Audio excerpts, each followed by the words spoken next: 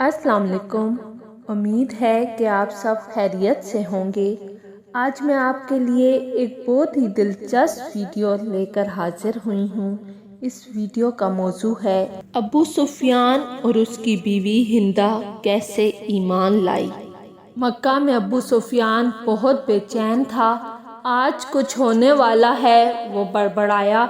उसकी नज़र आसमान की तरफ बार बार उठ रही थी। उसकी बीवी हिंद, जिसने हज़रत अमीर हमज़ा का कलेजा चबाया था, अबू सुफियान की परेशानी देखकर उसके पास गई।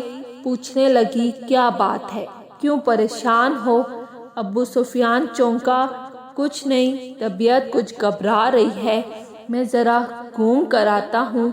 वो ये कहकर घर के बैरूनी दरवाजे से बाहर निकल गया। मक्का की गलियों में से घूमते घूमते वो उसकी हद तक पहुँच गया था। अचानक उसकी नज़र शहर से बाहर एक वसी मैदान पर पड़ी। हजारों मशलें रोशन थी। लोगों की चहल पहल उनकी रोशनी में नज़र आ रही थी और बिन बिनाहट की आवाज़ थी, जैसे सैकड़ों लोग धीमी आवाज़ में कुछ पढ़ रहे हों। उसका दिल धक से रह गया। उसने फैसला किया कि वो करीब जाकर देखेगा कि ये कौन लोग हैं। इतना तो वो समझ ही चुका था कि मक्का के लोग तो काफिलों की नींद सो रहे हैं, तो ये लश्कर यकीनन मक्का पर चढ़ाई करने के लिए आया है। वो जानना चाहता था कि ये कौन है। वो आहिस्ता आहिस्ता ओट लेता इस लश्कर के काफ़ी करीब पहुंच चुका था। कुछ लोगों को उसने पहचान लिया था। ये उसके अपने ही लोग थे जो मुसलमान हो चुके थे और मदीना हिजरत कर चुके थे। उसका दिल डूब रहा था और वो समझ गया था कि ये लश्कर मुसलमानों का है और यकीनन मोहम्मद सल्लल्लाहु अलैहि वसल्लम अपने जानिसारों के साथ मक्का आ पहुँचे थे। वो छुपकर हालात का जायजा ले ही रहा था कि वो कब से किसी ने उसकी गर्दन पर तलवार रख दी। उसका ऊपर का सांस ऊपर और नीचे का नीचे रह गया। लश्कर के पहरेदारों ने उसे पकड़ लिया था और अब उसे बारगाहे मोहम्मद सल्लल्लाहु अलैहि वसल्लम ले जा रहे थे। उसका एक एक कदम कई कई मन का हो चुका था। हर कदम पर उसे अपने करतूत याद आ रहे थे। जंगे बदर, ओहद, खंदक, खैबर सब उसकी आंखों के सामने आ रहे थे। उसे याद आ रहा था कि उसने कैसे सरदारान मक्का को इकट्ठा किया था मोहम्मद को कत्ल करने के लिए, कैसे नजाशी के दरबार में जाकर तकदीर की थी कि ये मुसलमान हमारे गुलाम और बागी हैं, उनको हमें वापस दो। कैसे उसकी बीवी हिंदा ने अमीर हमज़ा को अपने गुलाम हबशी के ज़रिए शहीद करवाकर उनका सीना चाक करके उनका कलेजा निकाल कर चबाया और काट कर गले में हार बनाकर डाला था, और अब उसे इसी मोहम्मद रसूल सल्लल्लाहु अलैहि वसल्लम के सामने पेश किया जा रहा था। उसे यकीन था कि उसकी रवायात के मुताबिक उस जैसे दहशतगर्द को फौरन तहतीक कर दिया जाएगा। इधर बारगाहे रहमतुल्लिल आलमीन के पास इसहाब रज़ी अल्लाह ताला अन्हा जमा थे और सुबह के इक़दामात के बारे में मशावरत चल रही थी कि किसी ने आकर अबू सुफियान की गिरफ्तारी की खबर दे दी। अल्लाह अकबर। खैमा में नारे तकबीर बुलंद हुआ। अबू सुफियान की गिरफ्तारी एक बहुत बड़ी खबर और कामयाबी थी। खैमे में मौजूद उमर इब्न खत्ताब उठकर खड़े हुए और तलवार को म्यान से निकालकर इंतहाई जोश के आलम में बोले, इस बदबख्त को कत्ल कर देना चाहिए। शुरू से ही सारे फसाद की जड़ यही रहा है। चेहरे मुबारक रहमतुल्लिल आलमीन सल्लल्लाहु अलैहि वसल्लम पर तबस्सुम नमूदार हुआ और उनके दिल में उतरती हुई आवाज़ गूंजी, बैठ जाओ उमर, उसे आने दो। उमर इब्ने खिताब आंखों में घेस लिए हुक्म रसूल सल्लल्लाहु अलैहि वसल्लम की अताअत में बैठ तो गए, लेकिन उनके चेहरे की सुर्खी बता रही थी कि उनका बस चलता तो अबू सुफियान के टुकड़े टुकड़े कर डालते। اتنے میں پہرے داروں نے بارگاہ رسالت صلی اللہ علیہ وآلہ وسلم میں حاضر ہونے کی اجازت چاہی۔ اجازت ملنے پر ابو سفیان کو رحمت للعالمین صلی اللہ علیہ وآلہ وسلم کے سامنے اس حال میں پیش کیا گیا کہ اس کے ہاتھ اسی کے امامے سے اس کی پشت پر بندھے ہوئے تھے، چہرے کی رنگت پیلی پڑ چکی تھی اور اس کی آنکھوں میں موت کے سائے لہرا رہے تھے۔ لب ہائے رسالت مآب صلی اللہ علیہ وآلہ وسلم ہوئے اور اصحاب نے ایک عجیب جملہ سنا، اس کے ہاتھ کھول دو اور اس کو پانی پلاؤ، بیٹھ جاؤ ابو سفیان ہارے ہوئے جواری کی طرح گرنے کے انداز میں خیمہ کے فرش پر بچھے قالین پر بیٹھ گیا۔ پانی پی کر اس کو کچھ حوصلہ ہوا تو نظر اٹھا کر خیمے میں موجود لوگوں کی طرف دیکھا۔ عمر ابن خطاب کی آنکھیں غصے سے سرخ تھی، ابو بکر ابن قحافہ کی آنکھوں میں اس کے لیے افسوس کا تاثر تھا، عثمان بن عفان کے چہرے پر عزیزداری کی ہمدردی اور افسوس کا ملا جلا تاثر تھا، علی ابن ابو طالب کا چہرہ سپاٹ تھا۔ اسی طرح باقی تمام اصحاب کے چہروں کو دیکھتا دیکھتا آخر اس کی نظر محمد صلی اللہ علیہ وآلہ وسلم کے چہرے مبارک پر آ کر ٹھہر گئی، جہاں جلالت و رحمت کی خوبصورت امتزاج کے ساتھ کائنات کی خوبصورت ترین مسکراہٹ تھی۔ کہو ابو سفیان، کیسے آنا ہوا؟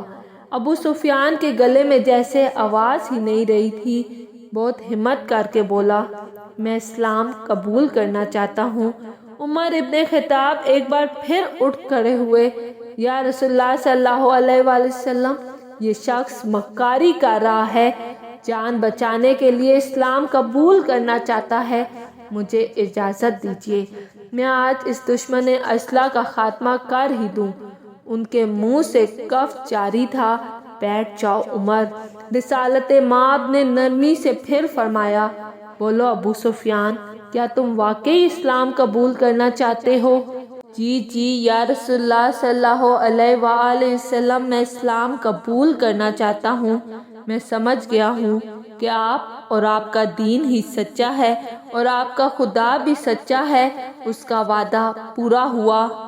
میں جانتا ہوں کہ صبح مکہ کو فتح ہونے سے کوئی نہیں بچا سکے گا۔ چہرے رسالت مآب صلی اللہ علیہ وآلہ وسلم پر مسکراہٹ پھیلی۔ ٹھیک ہے ابو سفیان، تو میں تمہیں اسلام کی دعوت دیتا ہوں اور تمہاری درخواست قبول کرتا ہوں۔ جاؤ، تم آزاد ہو، صبح ہم مکہ میں داخل ہوں گے۔ انشاءاللہ میں تمہارے گھر کو، جہاں آج تک اسلام اور ہمارے خلاف سازشیں ہوتی رہے، جائے امن قرار دیتا ہوں۔ جو تمہارے گھر میں پناہ لے گا وہ محفوظ ہے۔ ابو سفیان کی آنکھیں حیرت سے پھٹی جا رہی تھی، اور مکہ والوں سے کہنا جو بیت اللہ میں داخل ہو گیا اس کو امان ہے، جو اپنی کسی عبادت گاہ میں چلا گیا اس کو امان ہے، یہاں تک کہ جو اپنے گھروں میں بیٹھا رہا اس کو بھی امان ہے۔ جاؤ ابو سفیان، جاؤ اور جا کر صبح ہماری آمد کا انتظار کرو اور کہنا مکہ والوں سے کہ ہماری کوئی تلوار میان سے باہر نہیں ہوگی، ہمارا کوئی تیر ترکش سے باہر نہیں ہوگا، ہمارا کوئی نیزہ کسی کی طرف سیدھا نہیں ہوگا، جب تک کہ کوئی ہمارے ساتھ لڑنا نہ چاہے۔ ابو سفیان نے حیرت سے محمد صلی اللہ علیہ وآلہ وسلم کی طرف دیکھا اور کانپتے ہوئے ہونٹوں سے بولنا شروع کیا، اشہد ان لا الہ الا اللہ و اشہد ان محمد عبدہ و رسولہ۔ سب سے پہلے عمر ابن خطاب آگے بڑھے اور ابو سفیان کو گلے سے لگایا۔ مرحبا اے ابو سفیان، اب سے تم ہمارے دینی بھائی ہو گئے، تمہاری جان، مال اور ہمارے اوپر ویسے ہی حرام ہو گیا جیسا کہ ہر مسلمان کا دوسرے مسلمان پر حرام ہے۔ تم کو مبارک ہو کہ تمہاری پچھلی ساری خطائیں معاف کر دی گئی ہیں اور اللہ پاک تمہارے پچھلے تمام گناہ معاف فرمائے۔ ابو سفیان حیرت سے خطاب کے بیٹے کو دیکھ رہا تھا۔ یہ وہی تھا کہ چند لمحے پہلے جس کی آنکھوں میں اس کے لیے شدید نفرت اور غصہ تھا اور اس کی جان لینا چاہتا تھا، اب وہی اس کو گلے سے لگا کر بھائی بول رہا تھا۔ یہ کیسا دین ہے، یہ کیسے لوگ ہیں؟ سب سے گلے مل کر وہ رسول اللہ صلی اللہ علیہ وآلہ وسلم کے ہاتھوں پر بوسہ دے کر ابو سفیان خیمے سے باہر نکل گیا۔ وہ دہشت گرد ابو سفیان کہ جس کے شر سے مسلمان آج تک تنگ تھے، انہی کے درمیان سے سلامتی سے گزرتا ہوا جا رہا تھا۔ جہاں سے گزرتا اس اسلامی لشکر کا ہر فرد، ہر جنگجو، ہر سپاہی جو تھوڑی دیر پہلے اس کی جان کے دشمن تھے، اب آگے بڑھ بڑھ کر اس سے مصافحہ کر رہے تھے، اسے مبارکباد دے رہے تھے، خوش آمدید کہہ رہے تھے۔ اگلے دن مکہ شہر کی حد پر جو لوگ کھڑے تھے، ان میں سب سے نمایاں ابو سفیان تھا۔ مسلمانوں کا لشکر مکہ میں داخل ہو چکا تھا۔ کسی ایک تلوار، کسی ایک نیزے کی انی، کسی ایک تیر کی نوک پر خون کا ایک قطرہ بھی نہیں تھا۔ لشکر اسلام کو ہدایات مل چکی تھی، کسی کے گھر میں داخل مت ہونا، کسی کی عبادت گاہ کو نقصان مت پہنچانا، کسی کا پیچھا مت کرنا، عورتوں اور بچوں پر ہاتھ نہ اٹھانا، کسی کا مال نہ لوٹنا۔ بلال حبشی آگے آگے اعلان کرتا جا رہا تھا، مکہ والوں، رسول اللہ صلی اللہ علیہ وآلہ وسلم کی طرف سے آج تم سب کے لیے عام معافی کا اعلان ہے۔ کسی سے اس کے سابقہ اعمال کی باس پرست نہیں کی جائے گی۔ جو اسلام قبول کرنا چاہے وہ کر سکتا ہے، جو نہ کرنا چاہے وہ اپنے سابقہ دین پر رہ سکتا ہے۔ سب کو ان کے مذہب کے مطابق عبادت کی کھلی اجازت ہوگی۔ صرف مسجد الحرام اور اس کی حدود کے اندر بت پرستی کی اجازت نہیں ہوگی۔ کسی کا ذریعہ معاش چھیننا نہیں جائے گا، اسی کو اس کی عرضی اور جائیداد سے محروم نہیں کیا جائے گا۔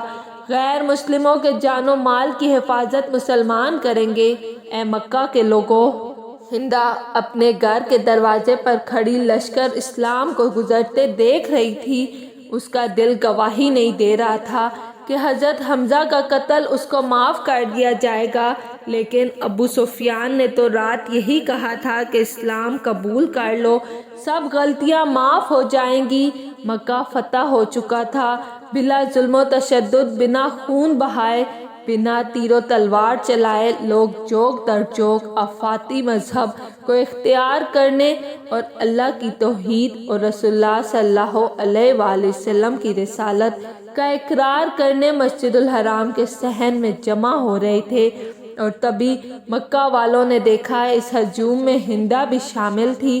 یہ ہوا کرتا ہے اسلام، یہ تھی اس کی تعلیمات، یہ سکھایا تھا میرے رسول صلی اللہ علیہ وآلہ وسلم کی پیاری ذات نے۔ افسوس آج ہم کیا کر رہے ہیں۔